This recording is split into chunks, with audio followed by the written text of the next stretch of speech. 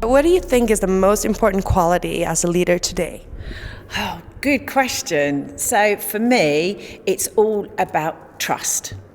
As a leader, you have to be trusted.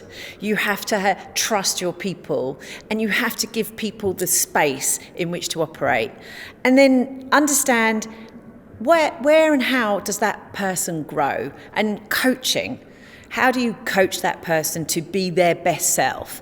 And I always say to all of my team, a good leader doesn't take you where you want to go. A good leader takes you where you ought to go.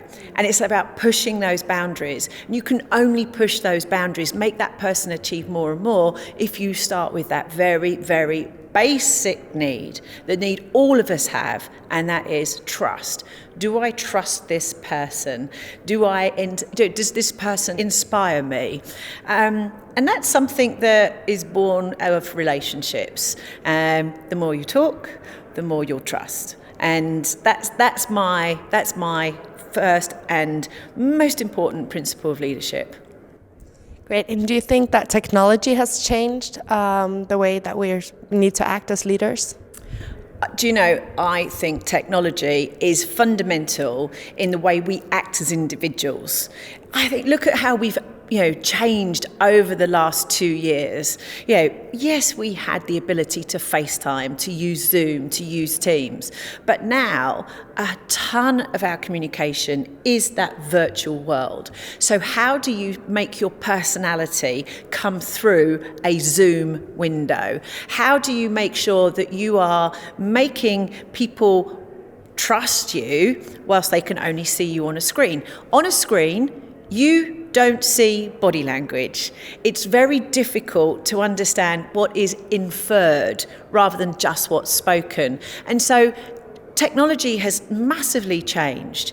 Think about the ways we also use text messages, how we use social media, how we use all the various devices that we have on our person, a laptop, a tablet, a phone, multiple phones, having a watch, all of this. You use that technology to its absolute top ability in order to get the most out of your communication. And you have to get it right, because you have to remember that you have the communication of older, perhaps more, they like the standard forms of communication, and then into the younger generation, where you have to be able to use, the likes of social media in order to be truly authentic.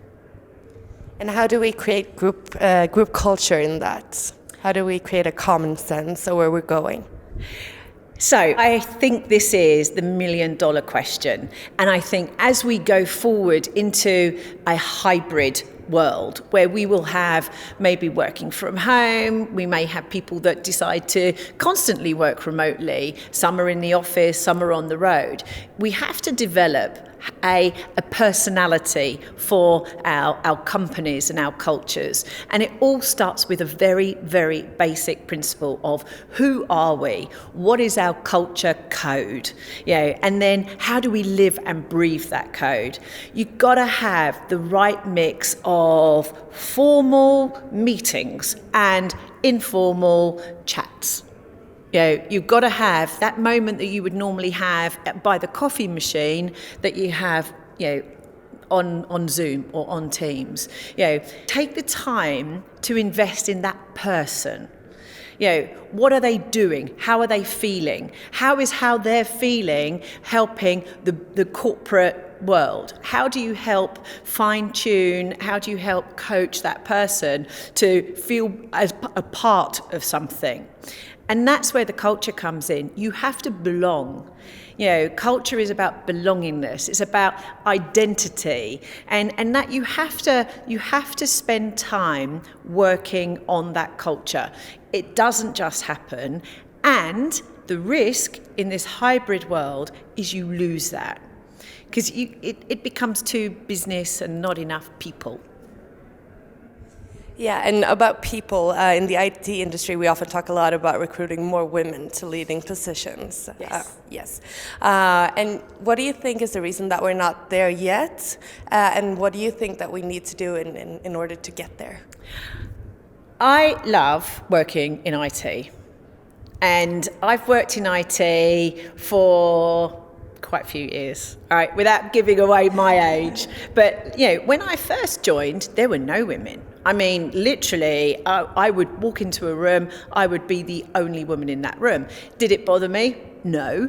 But now I see more and more women coming into IT, and it just delights me. But we have to make IT a destination. And when you talk to people and you say, when you were 16, 18, 21, whatever the age was when you came out of education, did you intend to go into IT? Not many people will say, absolutely. We stumble into IT. We find out that we're good at IT. Maybe it's the marketing side, or maybe it's the sales side, maybe it's the technical side. But how do you make sure that IT becomes a destination for women? That's about making it a safe environment, an attractive environment, somewhere that you want to be. And I love the fact that so many organisations take this so seriously, bringing diversity and inclusion into the culture. We spoke about culture. It's got to be part of that culture. Live it and breathe it, see it. My team, we have a phenomenal bunch of women, and my leadership team, we are already at 50% women, and it's great. If I look at our recruitment, we make sure that we always have women as part of that recruitment drive. There has to be a proportion of women that come through the interview process. You get the job based on the skills and your talent and your suitability for the role, but you've got to think about, am I making this an attractive proposition for women to want to apply? That's super important. The second thing, once you attract women, you've got to keep them. And it's around things along the lines of maternity, coming back to work, staying in work, and what can you do to support your female staff, and how do you release female potential? Because it is different from a standard male-dominated approach. You've got to look at, how does the female mind work? What is attractive to a female audience? It's not chalk and cheese. It's not black and white.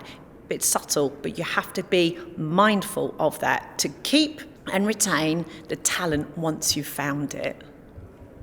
Great, and you said you've been very successful in your team. If we're looking at Dell as a whole, how are you approaching this question? We have our moonshot goals, and our moonshot goals talk about 50% women by 2030, and I think it's 2040, 40% in leadership. We live and breathe it. It's not something that you can opt in to be part of. We've changed the recruitment process, and we're really working at ways of nurturing female talent when in the business. We look at, how do you release female potential? How do you make sure, if you are the only woman in the room, how do you get heard? What are the skills? What are the tips? What are the tricks? We look at mentoring and how we mentor all of our talent, but particularly our female talent. We look up to make sure that the right number of women are being included in training schemes. Maybe we've got fast tracks going, maybe, whatever it is. We absolutely make sure that there's a balance in how we recognise and reward our teams. But the fundamental piece is back to that. How do we make Dell, how do we make our partners, how do we make this wonderful industry an attractive destination for women? And it needs more people to evangelise about how much fun it is. I love my job. I love working for Dell. I love working with our partners, and I love the fact that we are all taking this very, very seriously. Moonshot goals can't be marketing. They have to be part of your DNA as an organisation, have to be part of your culture. And last but not least, if you are a woman trying to make it in the IT industry, do you have any piece of advice that you can share? That is a great question. Go for it. That's my advice. What I mean by go for it is ask the question. Because if you don't ask the question, the answer is no. If you ask the question, the answer could be yes. So go for every opportunity. Treat every day like an interview, because you will meet people on an everyday basis that will be key to your future success. So be your best self. Always be on your game. Always be on your game. The brilliant thing about being female in our industry is you are memorable, because we are still a minority. So be your best self every day. You know, nobody should come to work and have a bad day. Come to work and have your best day, and just enjoy it. Enjoy it. Find your tribe, find your support network, and nurture that network, because it's that network that will stay with you throughout your career. I look at some of the people that I interact with regularly now, and I've known them for a long time, and it's all built on trust. It's all built on, an authenticity that we have. And some of my greatest friends have been built in this amazing industry. So that's my advice.